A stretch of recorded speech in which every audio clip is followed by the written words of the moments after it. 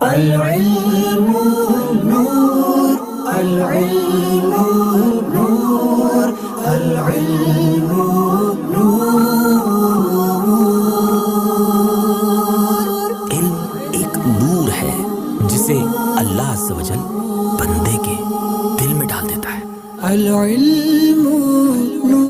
نحمده ونصلي ونسلم على رسوله الكريم اما بعد فاعوذ باللہ من الشیطان الرجیم بسم اللہ الرحمن الرحیم۔ اللہ رب العزت کا شکر ہے کہ آج ہم حلقہ علمی باتیں، علم سیکھنے سکھانے اور علم کی رغبت اپنی طبیعت میں بڑھانے کے لیے اس حلقہ درس میں شامل ہیں۔ پچھلا جو درس تھا وہ میں نے اس تناظر میں چند نصائح پہ مبنی دیا تھا کہ علم دین حاصل کرنا چاہیے، حصول علم دین کے لیے بچوں کی تربیت کی جائے۔ جہاں دنیاوی تعلیم حاصل کرنے کے لیے مختلف مواقع پر بچوں کو بٹھایا جاتا ہے، ان کو ٹیوشن دلائی جاتی ہے، بچوں کو باقاعدہ تربیت کر کے ایک وقت ان کا متعین کیا جائے۔ اگر والدین خود پڑھے ہیں تو وہ خود اس کو معاملات کو چلائیں، وہ خود یہ تربیت کریں، اور اگر وہ دینی معاملات خود نہیں پڑھے تو خود اپنے سمیت والد خود بچوں کو، اور ماں جو ہے وہ بیٹیوں کو لے کر کسی عالمہ فاضلہ کے پاس کسی اچھی صحبت میں بیٹھے، جا کر والد اپنے بیٹوں کو لے کر کسی عالم کی صحبت میں بیٹھے اور علم دین حاصل کرنے کے لیے ان کی توجہ بڑھائیں، تگ و دو بڑھائیں۔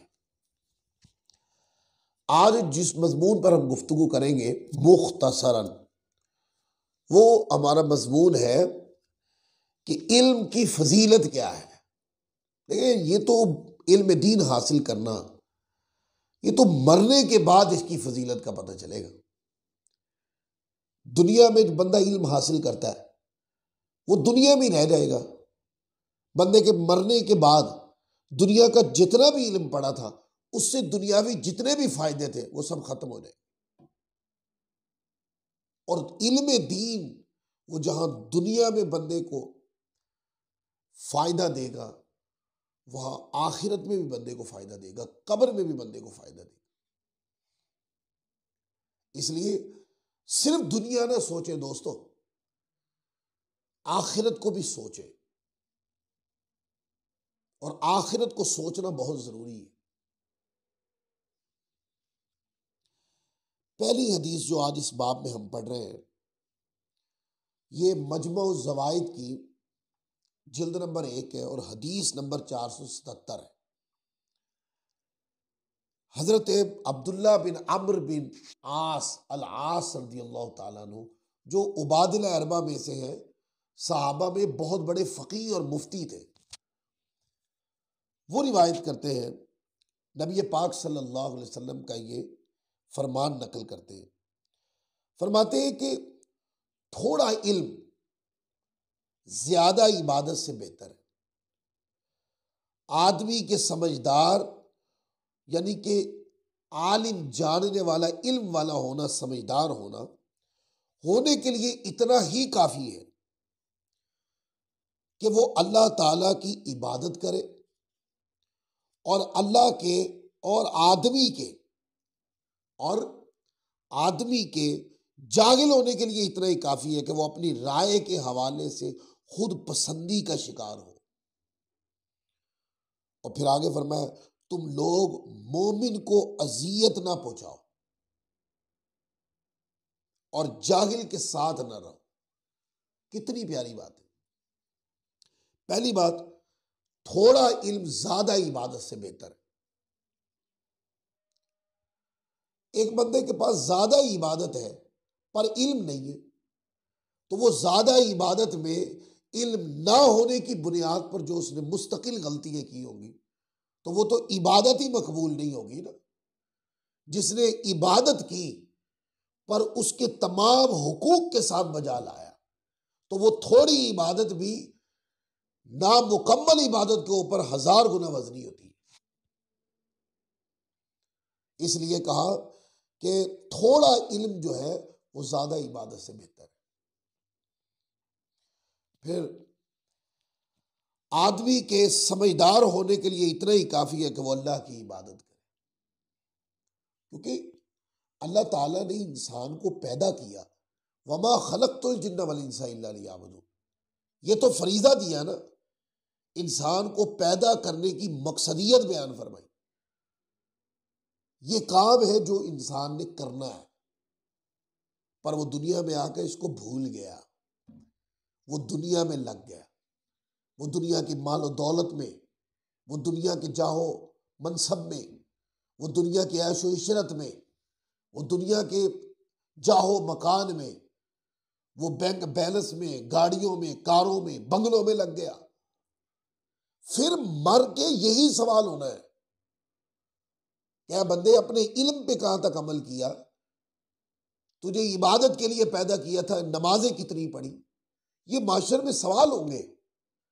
تو فرمایا کہ سمجھدار وہ نہیں کہ جس نے دنیا میں بہت دنیا پڑھ لی، سمجھدار وہ ہے کہ وہ دنیا میں آیا پر وہ اللہ کی عبادت کو ترک نہیں کرتا، وہ اللہ تبارک و تعالیٰ کی عبادت کو ضائع نہیں کرتا، اللہ کی عبادت کے وقت میں اللہ کی عبادت بجا لاتا ہے، وہ ہے سمجھدار۔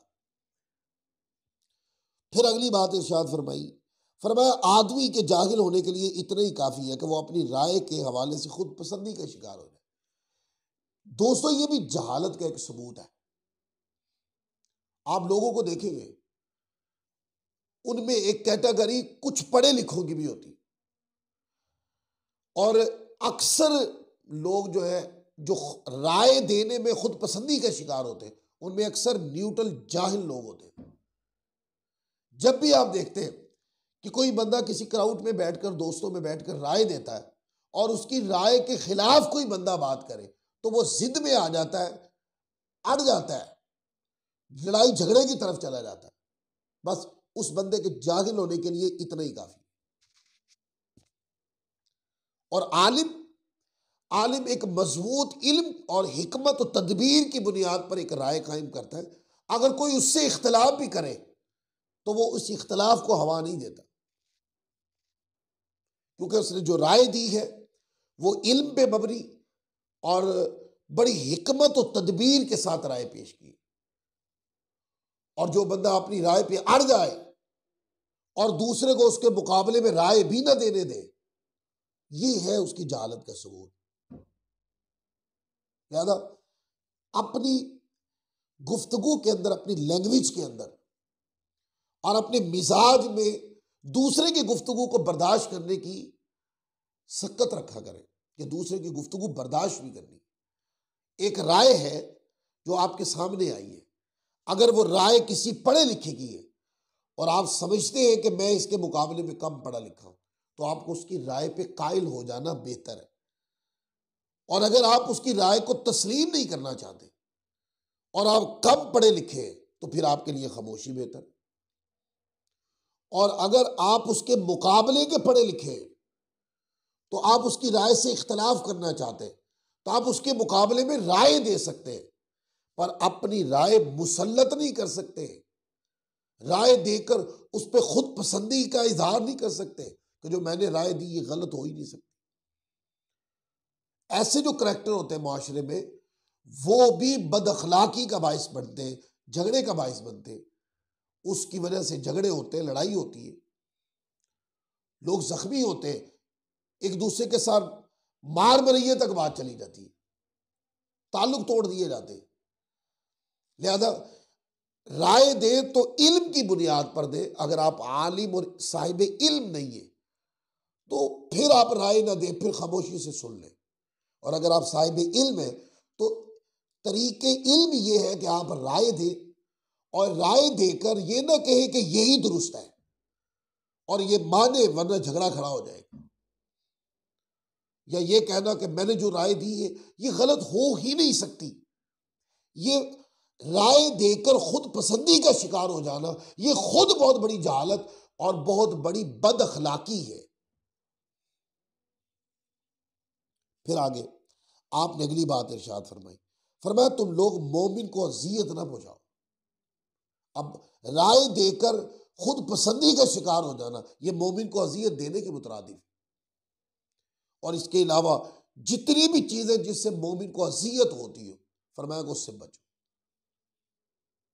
پھر فرمایا اور جاہل کے ساتھ نہ رہو، کیونکہ اینڈ کے اوپر ایک بات کر دی، رائے دینے میں خود پسندی کا شکار ہونا بد اخلاقی ہے، دنیا میں آ کر عبادت نہ کرنا یہ بھی جہالت ہے، اور فرمایا کہ مومن کو اذیت دینا یہ بھی ظلم ہے۔ یہ ساری چیزیں کہاں سے پیدا ہوتی ہیں؟ جب بندہ کسی جاہل کی سنگت صحبت میں اٹھتا بیٹھتا ہو، کسی عالم کے پاس، کسی صاحب علم کے پاس نہ بیٹھتا ہو، یہ جہالت کی پروڈکٹ ہے، جہالت کی پیداوار ہے۔ جہالت ان چیزوں کو پیدا کرتی ہے۔ جہالت جو ہے وہ لڑائی جھگڑے کو پیدا کرتی، جہالت تعصب کو پیدا کرتی، جہالت جو ہے وہ بندے کو عبادت سے روکتی ہے اور دنیا کے خیال ڈالتی ہے، دنیا کی طرف توجہ مبذول کرواتی ہے۔ جبکہ عالم کی صحبت بندے کو احتیاط کے تقاضے سمجھاتی ہے، علم کے تقاضے سمجھاتی ہے، عبادت کی رغبت دلاتی ہے، رائے دینے میں اعتدال کا رویہ بتاتی ہے، اور ہزاروں چیزیں عالم کی صحبت بتاتی ہے۔ لہذا علم کی فضیلت یہ ہے کہ تھوڑا علم کثرت عبادت پر افضل ہے۔ یہاں سے بات چلی تھی۔ پھر اسی طرح حضرت حذیفہ بن یمان رضی اللہ تعالی عنہ روایت کرتے ہیں، آقا علیہ الصلوۃ والسلام نے، وہ فرماتے مجھ سے حضور نے فرمایا کہ علم کی فضیلت عبادت کی فضیلت سے بہتر ہے، تمہارے دین یعنی اعمال میں سب سے بہتر چیز پرہیزگاری ہے، پرہیزگاری کی بنیاد ہی علم ہے۔ علم کو عبادت پر افضلیت کس اعتبار سے؟ ہر اعتبار سے، کیونکہ علم جو ہے وہ عبادت کرنے کا طریقہ بتاتا ہے، علم ہی بتاتا ہے کہ کیا چیز عبادت ہے، علم ہی بتاتا ہے کہ عبادت درست کس طرح ہوگی، علم ہی بتاتا ہے کہ عبادت کے ذریعے تقوی اور پرہیزگاری کے مناہل اور منازل کیسے طے ہوتی ہیں۔ اس لیے علم کو عبادت پر فضیلت حاصل ہے، پر وہ علم کون سا ہے؟ وہ علم دین ہے۔ علم دین حاصل کرنا، علم دین میں تفقہ حاصل کرنا، گہرائی تک علم دین کو حاصل کر لینا، یہ اس کی بات کرنا ہے۔ لہذا عبادت اور پھر عبادت کے مدارج جو تقوی کی طرف بندے کو لے جاتے ہیں، یہ سارے منازل علم کے بغیر طے نہیں ہو سکتے۔ جس کے پاس علم نہیں ہے وہ کبھی بھی ان منازل کو طے نہیں کر پائے گا۔ لہذا مسجد کے اندر آ کر صرف نماز پڑھ کے چلے جانا یہ دین کے حقوق ادا کرنا نہیں ہے۔ دین کے حقوق ادا کرنا یہ ہے کہ جہاں عبادت کرنا یہ دین کے حقوق میں سے، وہاں دین کا علم حاصل کرنا یہ بھی دین کے بڑے حقوق میں سے۔ پھر حدیث نمبر 479 ہے، یہ حضرت عبداللہ بن عمر رضی اللہ تعالی عنہ کے طریق سے ہے، ارشاد فرمایا حضور علیہ السلام نے، سب سے زیادہ فضیلت والی عبادت دینی احکام کی سمجھ بوجھ ہے، کیونکہ بندہ جب علم حاصل کرتا ہے، دین کا علم حاصل کرنا یہ بھی عبادت ہے۔ تو کہا کہ سب سے زیادہ فضیلت والی عبادت دین کے احکام کی سمجھ بوجھ یعنی ان کا علم حاصل کرنا ہے، اور سب سے زیادہ فضیلت والا دین یعنی عمل وہ پرہیزگاری ہے۔ اب پرہیزگاری کا تعلق عبادات سے ہے، اور علم کا جو تعلق ہے پرہیزگاری میں، عبادات کے ذریعے پرہیزگاری کی طرف کیسے جایا جاتا ہے، یہ سارا سبجیکٹ علم کا ہے۔ یعنی کہ جسم ہے نا، جسم کے اندر خون اور روح جو ہے، جسم کو مثل عبادت لے لے اور علم کو مثل خون اور روح کے لے لے۔ کہ جس کے بغیر جسم حرکت ہی نہیں کر سکتا، وہ علم دین ہے۔ عبداللہ بن عباس رضی اللہ تعالی عنہ کی روایت ہے، فرماتے ہیں حضور علیہ السلام کا ارشاد، علم کی فضیلت عبادت سے زیادہ ہے، اور دین کا مجموعہ جو ہے وہ پرہیزگاری ہے۔ کہ جب بندہ پرہیزگاری کا مطلب جو بندہ عبادات میں کامل اور سچا ہو، یہ تمام منازل علم دین کے بغیر طے نہیں ہو سکتی۔ عبد الرحمن بن عوف روایت کرتے ہیں، ارشاد فرمایا حضور علیہ السلام نے کہ دین کے احکام کی تھوڑی سی سمجھ بوجھ یعنی ان کا علم حاصل کرنا زیادہ عبادت سے بہتر ہے، اور تمہارے اعمال میں زیادہ بہتر وہ ہے جو زیادہ آسان ہے۔ پھر اگلی روایت حضرت مولا علی کرم اللہ تعالی وجہہ الکریم سے روایت، آقا علیہ السلام نے ارشاد فرمایا کہ جب بھی کسی ایک چیز کو دوسری کے ساتھ جمع کیا گیا تو ان میں کوئی بھی چیز اس سے زیادہ فضیلت نہیں رکھتی کہ علم کو بردباری کے ساتھ جمع کر دیا جائے۔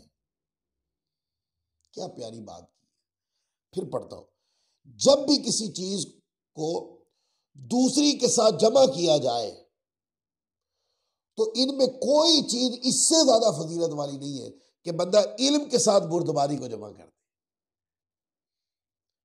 کہ علم اور بردباری اکٹھی کر دے، جب علم اور بردباری کو اکٹھا کر دیں گے، ٹھیک ہے، تو یہ کیا ہے، یہ مرید اور مراد دونوں چیزیں سمجھے اکٹھی ہو گئی۔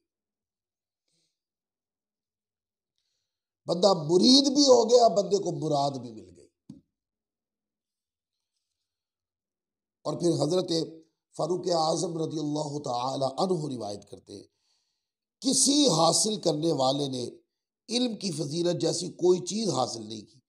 علم اپنے ساتھی یعنی صاحب علم شخص کو ہدایت کی طرف لے جاتا ہے یا اسے خراب چیز سے ہٹاتا ہے، اور آدمی کا دین اس وقت تک ٹھیک نہیں ہوتا جب تک اس کا عمل ٹھیک نہیں ہوتا، اور عمل کی بنیاد ہی علم پر ہے۔ اگر علم صحیح ہے تو عمل غلط نہیں ہوگا، اور اگر علم ہی نہیں ہے تو عمل غلط ہوگا، بہت زیادہ غلط ہو سکتا ہے۔ لہذا علم دین حاصل کرے، علم دین حاصل کرنے کی بڑی فضیلت ہے۔ اس فضیلت کو حاصل کرنے کے لیے پوری جد و جہد کرے، روزانہ کی بنیاد پر چند چند چیزیں حاصل کرے، اور اپنے دن میں ایک وقت علم دین حاصل کرنے کے لیے مخصوص کرے۔ پھر آپ دیکھیں آپ کی عبادات میں کیسی روشنی اور نورانیت پیدا ہوتی ہے۔ اللہ تعالی ہم سب کو عمل کی توفیق عطا فرمائے۔ وما علینا الا البلاغ المبین۔